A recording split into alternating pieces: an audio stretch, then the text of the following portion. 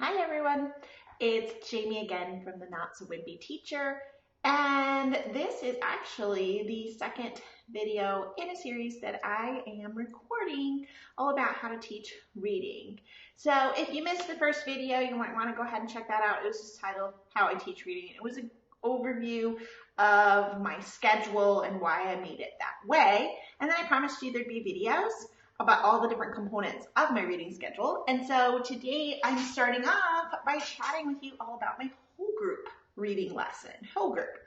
So this video is going to be extra fantastic for those of you who either do not have a reading curriculum at all, and so you're just kind of winging it in your whole group lessons. Maybe you're finding that you're spending a ton of time every single week searching for new activities and ideas to use to teach the standards that you need to teach. It would be a great video for you. It'll also be a great video for those of you who do have reading curriculum, but you're looking for ways to make it more engaging. You realize it's not quite meeting your student needs, and maybe it's taking you too long to plan those additional activities that you're supplementing your curriculum with. So if that's you, then I think you're going to get the most out of this video about my whole group reading lessons. I'm going to share what I did. It's actually so simple, and it worked wonders for my students. Now, one of the reasons that it worked wonders for my students, and you mentioned this in my last video, and I will keep mentioning it over and over again, is that my primary goal, always and forever when teaching reading, is that I want my students to love to read. I want them to become bookworms. I want them to read when they don't have to read. I want them to pick up books at home. I want them to pick up books when they finish something quickly and they can't wait to open the book. I want them to want to talk about books, write about books. I want them to love books. So when I am putting together any type of reading lesson, I want to think about how it affects my students' love for reading. A student who loves to read is easier to teach the standards that I know we have to teach. But when my students are already obsessed with books, it's easier to teach them things like character traits and main idea and point of view and that sort of thing, okay? You're going to see where I help to increase my students' love to read even through my short whole group lessons, okay? So here's just a little breakdown of what my reading block looked like. It was about 80 minutes. On paper, it tended to look like 90 minutes, but I realized in practicality, it was more like 80 minutes. And then I did 10 minutes of vocabulary afterwards using my vocabulary routine. And you'll find a video on my YouTube channel about that as well if you want more information about that. So for the 80 minutes that we were doing straight up reading, I did whole group for about 20 minutes in a center group rotation for the last 60 minutes. Okay, and in my first video, I kind of broke down what my rotation schedule looked like, so you might want to check that out and why I chose to make my schedule that way. In the future videos, I'm going to be going through each component of my center's rotations. But this video, I'm going to totally focus on the whole group lesson. Alrighty. First of all, this helped me immensely. When I first started teaching, we had curriculum maps, sort of, kind of. It was more like, these are a list of things you need to teach, because Common Core was really brand new. And in fact, it wasn't even in full implementation in my state yet. So we're kind of just winging it. We're like, what should we teach this week? Let's teach point of view. All right. You know, it's just because it wasn't developed enough. We didn't have the resources that are now available to us. Through all of this experimentation, though, I learned so much and became a better teacher. And one thing that I found was that there's like a 2-week sweet spot. I took a list of standards that I needed to teach my readers, were Common Core states. They pretty much came straight from the Common Core. And I broke them down into 2-week increments so that each standard, some of the standards should be broken down a little bit, but each standard basically I was teaching for 2 weeks. Of course, you're practicing all year. After you teach a standard, you're forever using it in your reading groups, your whole group read alouds, etc. But I found that about 2 weeks of actually teaching and focused practice on a standard was enough to get the majority of my students to master it. Not every student can master a skill in 2 weeks, though, but that's the great thing about the fact that I would have the rest of the year to continuously practice with my students. So I didn't feel like 100% of my students needed to master it in the 2 weeks. I just needed to get to that halfway or majority that were already mastered in that skill. So for instance, I spent 2 weeks on character traits. I would spend 2 weeks on context clues for fiction and 2 weeks for informational. I spent 2 weeks on comparing and contrasting and 2 weeks doing point of view. Okay, that's where I get. In fact, if you are a third grade teacher, the good news for you is that I do have a pacing guide for you that shows you the order. You can grab that from my blog, notswimpyteacher.com, and just go ahead and search ELA Pacing Guide, and it'll come right up for you so you can grab that. But even if you don't teach third grade, get the idea that I really just wrote down all the standards I need to teach, and it came out to about 16 different things. I broke them out into weeks, 2 weeks. So that's like 32 weeks, which still gives me time for test prep and review and just crazy things happen when you're teaching. Like things like snow days if you live back east. I don't have that kind of thing out here in Phoenix, but that sort of thing. So this helped to focus me because I can now look ahead. I can see like, okay, next month I'm going to be teaching this and this. All right, now I know if I want to go to the library and grab a read aloud specific, if there is some sort of extra activity that I love to do for a certain skill, I can get that prepped ahead of time. I could see my year, and it helped to give me a routine that helped organize me, but it helps my students when I have a routine as well. Okay, so that's the first thing I did to help get myself on track. Now, here we go. KISS. Keep it short and simple. This is my version of KISS. It's nicer. Keep it short, keep it simple. Our reading mini lesson needs to be short.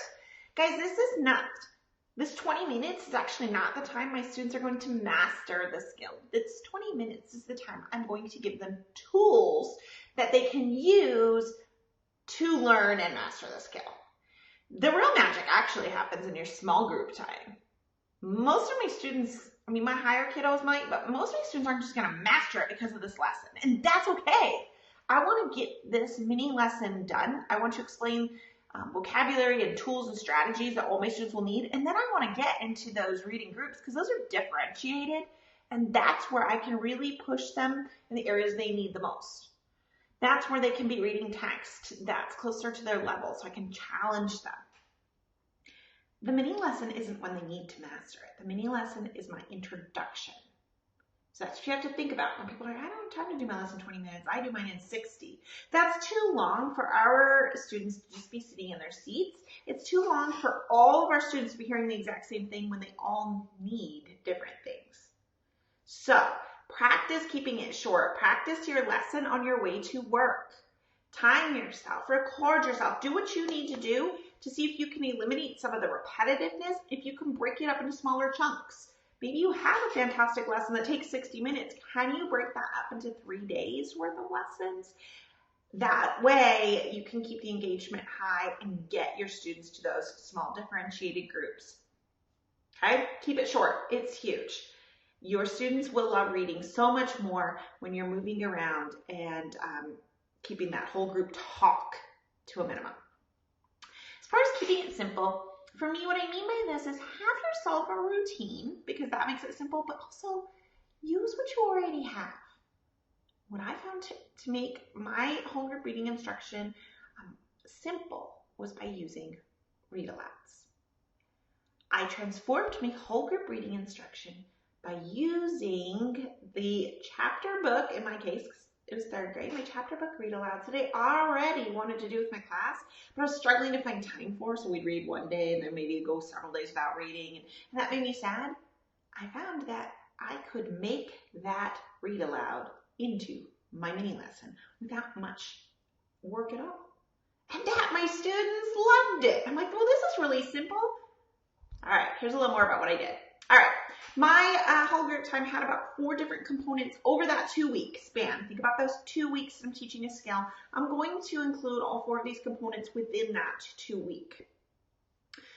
The very first day, I include a PowerPoint to my students. This is where I'm going to introduce what the skill is and maybe some tools and strategies, any vocabulary they might need to know. This is a short PowerPoint, and those of you who teach 3rd grade, I have included all my PowerPoints in my reading units that are available in my Teachers Pay Teachers store, and I'll put a link in the video description. But even if you don't teach 3rd grade and you're making your own PowerPoints, the thought behind my PowerPoints is that it's a simple introduction. This is what a main idea is. This is where you typically can look to find main ideas. This is what a supporting detail is. This is what they're used for and where you can typically find them. At the end of this PowerPoint, my students aren't like pros. They're not going to pass the state test because of it. It's the introduction. I'm going to continue to reference these terms and these tools throughout the next 2 weeks and throughout the year. So I'm just introducing it. And make this PowerPoint less like teacher talk, like you standing there, and more like turn and tell your partner what a main idea is. Turn and tell your partner why authors need to use supporting details. Let's look at this paragraph on our PowerPoint. Now turn and tell your partner, what do you think the main idea is and why? A lot of like turn and talk, turn and share. Lots of opportunities for students to participate, to talk, and even to read. I put text right onto my PowerPoint so that they can see it. Okay. Interactive notebook activities. I use 2 notebook activities in a 2-week time frame. It's usually one week, one the next week. And those of you who teach 3rd grade know that those interactive notebook activities are included in my reading units as well. But simple reading notebook activities. The first one always kind of goes along with my PowerPoint, and it's really more of an opportunity for them to record those vocabulary terms or those tools that I've given them so that they can remember them later on, even weeks later. The second one usually includes more text and asks them to actually do it. So for example, interactive notebook activity with main idea and detail. The first week it's kind of going to have some flaps, main idea, detail, topic. And underneath the flaps, they're going to define each of those terms and give an example. But the second week, it's going to have some text and then flaps that say, what is the topic? What is the main idea? What are at least 2 supporting details? So the first week, we're really just reviewing what it all means, and the second week, putting it into action in our notebooks. I tend to do my notebook activities whole group. I want my students to all have the correct answers at the end of our activity, and therefore I choose to do it as part of a whole group lesson. You could also do them in small groups if that worked out better for you. And of course, I've always told teachers, always do what works best for you and your students, because you know your students better than anyone else. Now the bulk of all of my reading lessons are the read alouds. This is what I will spend the majority of those 2 weeks on, and so I'm going to talk about that in just a second. Let me just skip ahead and talk about assessment real briefly, and then come back and talk about read alouds, because it's really the most important part of my whole group lessons. All right, so I do have to give my students assessments. It's helpful for me as a teacher to know who has and who has not mastered it, so I can continue to review and practice in our differentiated reading groups. So I give assessments. These assessments, again, for 3rd grade teachers, I include in my reading units, but the assessments are simply a passage with questions that are tied specifically to the skill we are learning about in that 2-week rotation. So if we're doing main idea and detail, my questions are only going to relate to the main idea and detail. There will not be a question that asks them what a certain vocabulary term means from the story. There will not be any compare, contrast, etc. Because as a teacher, I need to break it down and really find out, does this kid know main idea and detail? If there's a question that involves another skill that we may or may not have covered yet, that will skew my results as to whether they know main idea and detail. Okay, so a passage and asking specific questions about main idea and detail.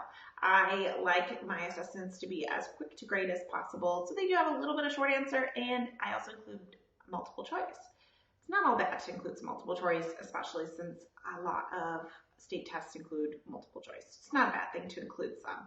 It is another skill that we do have to teach our kiddos, how to take a multiple choice test.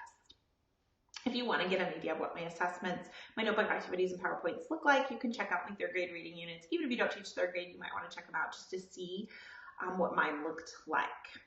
Okay, now let's go back to that read aloud component, because that's really the most important part of my reading whole group lessons. Guys, I would just read to my kids for the bulk of that 20 minutes. From a read aloud, that for us it was a chapter book, and I think for many teachers like to read a chapter book. We were 3rd grade. I love to read The One and Only Ivan. I love to read Sideways Stories from West Side School. I love to read Goonie Bird Green. I liked the book Rules, Fish in a Tree, all kinds of great books, okay?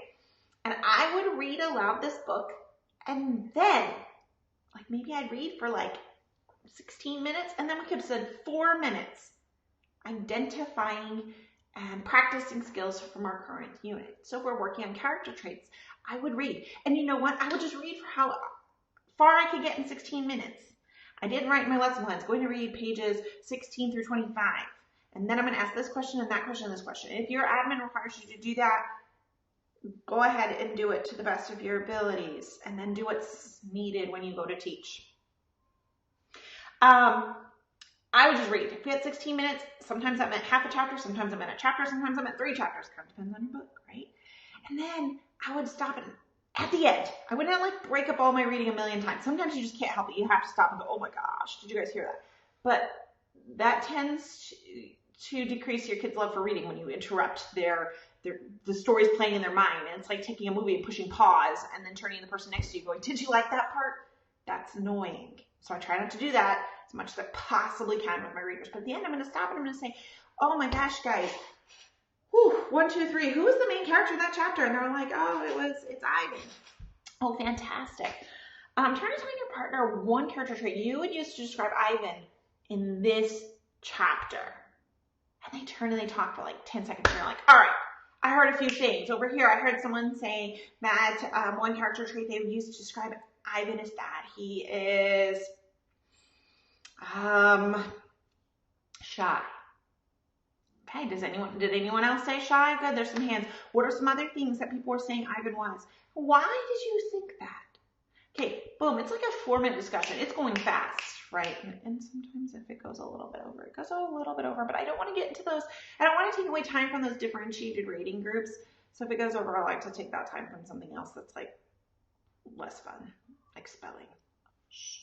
Okay, so do you see how you can make what you already want to do, which is read to your kids, into something that's a meaningful practice for the lessons you're teaching. And you can do this for every single one of your skills. I get people all the time to say, well, what book would you read if I were teaching this? What book would you read if I'm teaching that? And with very few exceptions, any fiction book will work for your literature standards, and any nonfiction book are going to work for your informational standards. With very few exceptions. I mean, compare and contrast a little bit. You're going to have 2 books to compare and contrast to. But there's very few exceptions to that.